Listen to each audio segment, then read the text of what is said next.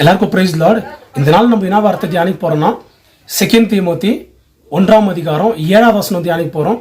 So இந்த வார்த்தை என்ன சொல்லுதுன்னா, தேவனுடைய வார்த்தை என்ன சொல்லுதுன்னா, தேவன் நம்மளுக்கு பயத்தின் ஆவியை கொடாமல் பலமும் அன்பும் தெளிந்த புத்தியின் ஆவியை கொடுத்துருக்கிறாருங்களாம். சரிங்களா?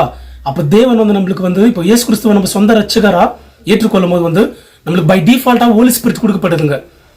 ஹோலி ஸ்பிரிட் கொடுக்கப்படுது. அந்த ஹோலி ஸ்பிரிட் ஆவியானவர் எப்படி நம்மளுக்குள்ள கொடுக்கப்பட்டிருக்குதுன்னா, பலமும் அன்பும் தெளிந்த புத்தி. ஓகேங்களா? ஆனால் பயத்தின் ஆவி இல்லையா? அந்த வசனம் அப்படிதான் சொல்லுது, பயத்தின் ஆவி இல்லை. அந்த ஹோலி ஸ்பிரிட் பெற்றவங்க இயேசு கிறிஸ்துவை ஏற்றுக்கொண்ட ஹோலி ஸ்பிரிட் பெற்றவங்க பயப்பட மாட்டாங்க. அவங்க ஃபியூச்சர் குறித்து பயம் இருக்காது, அவங்க ஹெல்த்தை குறித்து பயம் இருக்காது.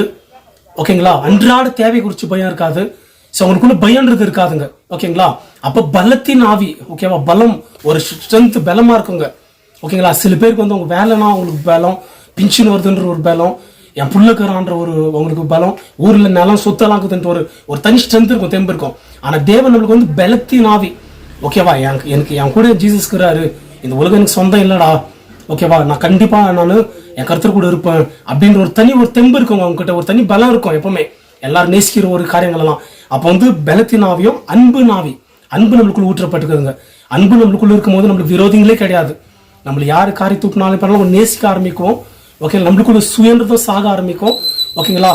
இந்த பூமியிலே அந்த பரலோகத்தின் வாழ்க்கை இந்த பூமியில வாழலாம். அதுதான் இயேசு கிறிஸ்து வந்ததுங்க. ஓகேவா? அன்பு, அப்புறம் தெளிந்த புத்தி. ஓகே, இந்த சவுண்ட் மைண்ட் இங்கிலீஷ் சொல்லப்படுது. இந்த தெளிந்த புத்தி இருக்கும்போது நம்ம கூட கொஞ்சம் எது இருந்தாலும் சரி அதை கரெக்டா பயன்படுத்தி கொள்ளுவாங்க. ஓகேங்களா?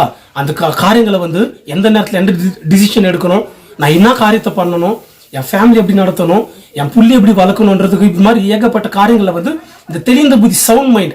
ஓகேங்களா? அப்போ நம்ம கர்த்தரை நம்ம இயேசு கிறிஸ்து விசுவாசிக்கும் போது நம்மளுக்கு நம்ம பெற்றுக்கொள்கிறதான ஆவியானவர் இத்தனை காரியங்களை செய்யறாங்க நம்மளுக்கு.